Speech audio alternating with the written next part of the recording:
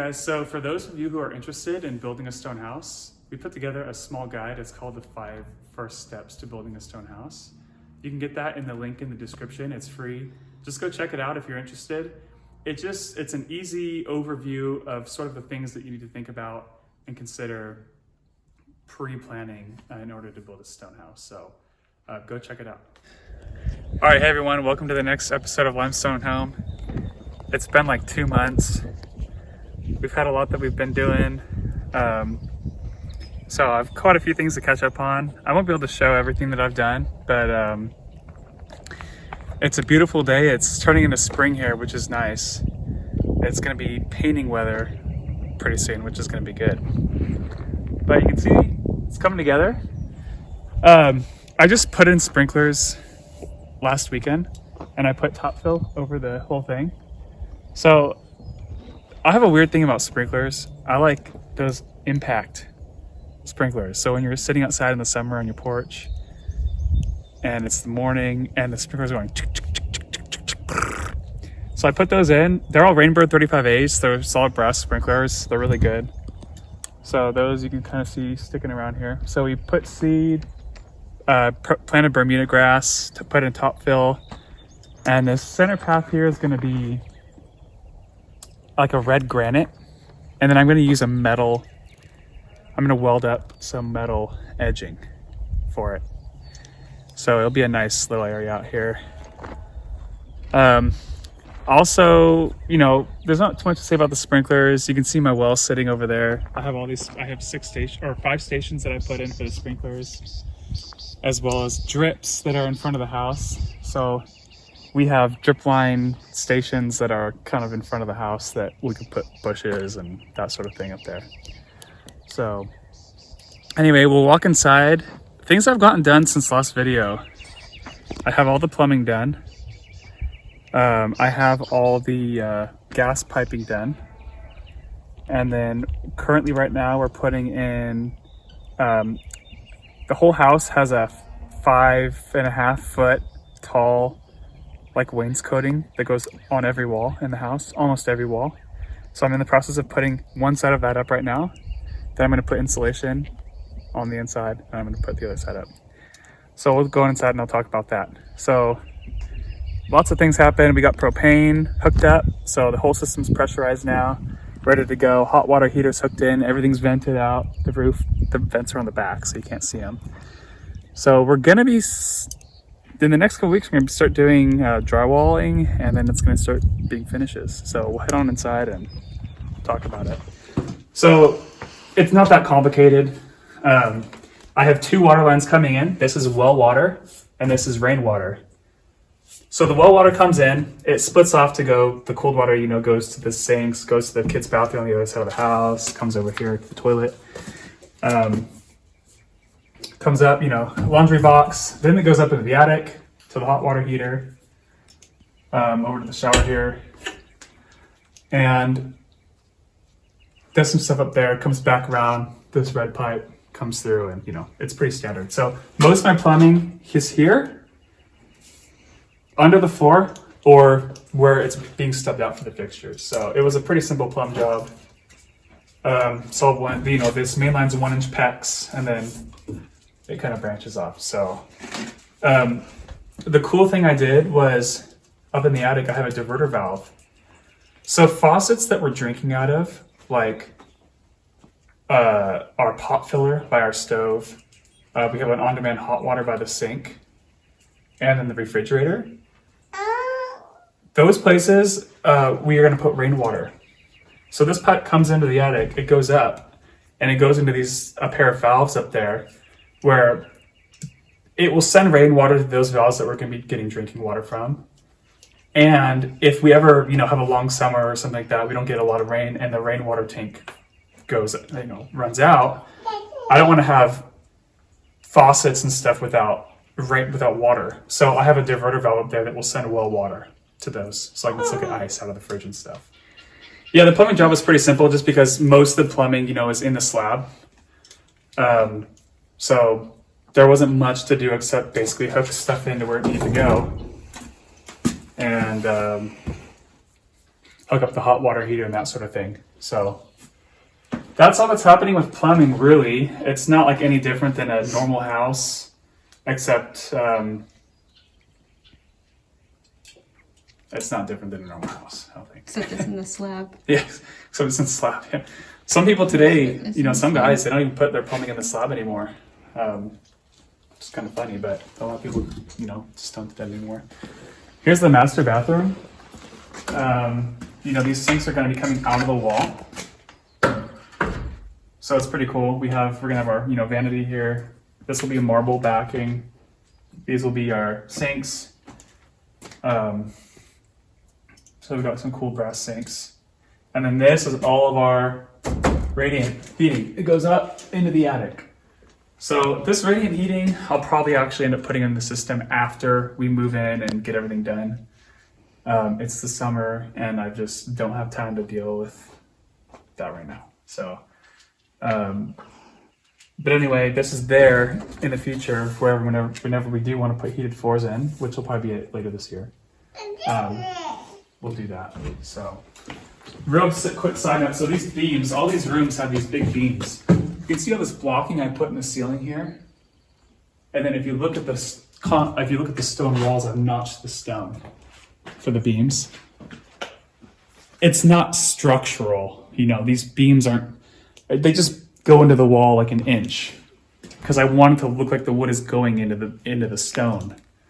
But really these beams are just going to be for looks. But, you know, I'm going to come from the top and use anchors and just come through that blocking and come to the top of these beams. So we'll have those beams in each room, and then between the beams we're going to have beadboard ceiling. So trying to minimize the amount of sheetrock. Here's the kids' bathroom. So there's not much happening in terms of plumbing. We just have the 3/4 inch lines coming in and going to the tub and shower. Some of you might be looking at this going, well, why don't you have a mixing valve or anything for a shower head, all that? Why isn't that in the wall? Because the master shower and the bathroom in this house, I'm making the fixtures. I'm going to be sweating them all together. So it'll all be exposed piping. So this will all be exposed with the shower head and everything. So the only plumbing I need in the wall is these 2 studettes. And then I think it'll look pretty cool. We're going to be doing like a sort of scallop. I think we're going to be doing like a scallop sort of Art Deco looking tile with that exposed fixture. I think it's going to look really cool. And then this is actually going to be left stone. So we're going to have a little pony wall for the tub here. And this is going to be tiled. And then when you're in the tub, this wall is just going to be left raw stone, and we're going to seal it with something. So propane. This is when my propane line comes into my house. It's a 1-inch line that's coming in, and my propane job is pretty easy. It basically just comes in, goes up there, and does something that I wasn't planning on. So when I put in the roof for this house, I put in a 1.5 inch. I can't remember if it was a 1.5 inch or I think it was 1.5 inch conduit that was for the propane pipe to go through. Well, I got 1-inch CSST and that did not fit through the pipe. So I kind of scratched my head and I said, well, okay, so what actually happens now is it goes up, the black pipe actually turns into CSST and goes through the roof of the porch over to the other side of the house because that's where all the gas fixtures are. We put the propane on this side of the house because that side of the house is where you're walking up from the shop, people are parking to come up to the house, and I don't want them to see this big propane tank. And I don't want to deal with burying it out here because the ground is so hard. So we put it over here and I just piped it over. There it is. Yeah. So a note about plumbing and electrical. Most cities, most places, they won't let you do your own plumbing or electrical. You need a licensed plumber, a licensed electrician, especially for fuel gas, natural gas, propane. You really don't want to mess with that if you don't know what you're doing. This is my first time doing it. I bought the fuel gas code book. I read the whole thing.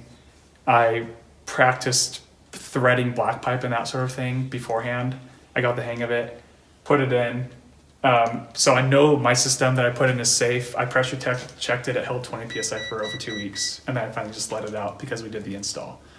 So I know everything's, you know, sealed up. But if you're going to do it yourself, you really need to know what you're doing. That's all I'm going to say about that. So anyway, that's all the gas does. It comes over here. You can see my on-demand hot water heater up there. It's 11 gallon per minute. It's oversized for the house, but one day if we do an addition, it will be able to handle like another bathroom or that sort of thing. The only thing the gas really does is it comes to this hot water heater, and then it comes down here to this stub out for the oven. I think I'm actually gonna end up lowering this a little bit more because most ovens have a little step. It's a little too high, but everything's really solid. I mean, the whole thing is locked. I just did that because I could. So that's all the gas piping really does. It's pretty simple. I left it a 1-inch line all the way through. So this is actually 1 inch. It turns into 3/4, and then it splits off to 3/4 to go to the stove, to the on-demand hot water heater. So if you are going to do your gas piping, you just need to do the math and figure out how many BTUs each appliance requires. And it's different if you have CSST in the line or black pipe. The flow rates are different, so you just have to figure that out. But anyway, that's all the propane is. And I know I've talked a lot this episode, trying to get everything out. There's still more that I've done, but it's just little minor things. So what's coming up in the future is we have our cabinets coming. We were originally going to do just antique hutches and those sorts of things, and it was getting too difficult to find things that were at the right height, that had the right depth, that would fit the sink that we bought out there, and it was just getting too annoying trying to find this stuff. So we ended up having cabinets built. So we're having maple cabinets built right now that are full flush inset. So those will be coming, and countertops will be in the future. As you can see, also on the front porch, I put up these lights. So if you remember in the last video, or maybe a couple videos ago, I had those big gas station green lights that were probably from the 30s or so. They were all rusted out. I said I was gonna leave them rusted, but I was kind of thinking about it. You know, our porch has these nice corbels. Oh, before I talk about that, let's look at the side of the house here. So you can see I've done all this gingerbread work on the side here. I added this cedar beam so it kind of boxed in the whole porch here. And then, you know, we have the corbel, gingerbread, and then that whole gable end up there. I made a giant router template, and I routed that all out. And it's on both sides of the house. So when everything's painted and kind of with a little bit of a high contrast paint, I think everything's gonna really pop out. We just got our sink yesterday. That's this big thing in this box right here. It's a 1920s big cast iron high back sink. It's dual. It has like 2 big tubs in it, 2 faucets. That box weighs 415 pounds. It's a big sink. It's all cast iron. So you can see here, I just started putting up the ceiling fans, and those green lights, what I did is I actually sanded them all down, bondoed them, and then re-glazed them using like a bathtub glaze, kind of the same glaze that you'd use for like a bathtub or a sink. I re-glazed them because you can't do porcelain glaze. I mean, it's impractical to try to do that. I don't even know how to do that. You have to find some place that did that. So you can see they look brand new. I welded up all the mounts for them because, you know, I just had bought the shades. So, you know, I welded these the insides are metal post caps, and I welded on tabs. I welded on, you know, a 1-inch black pipe fitting, And then I cut, when I was threading and piping on my propane, I just cut those sections and threaded them and put them up. So some of them are a little bit, the shades are a little bit warped and stuff, but I mean, they're from the 30s and they're old and they look a lot better than they did. So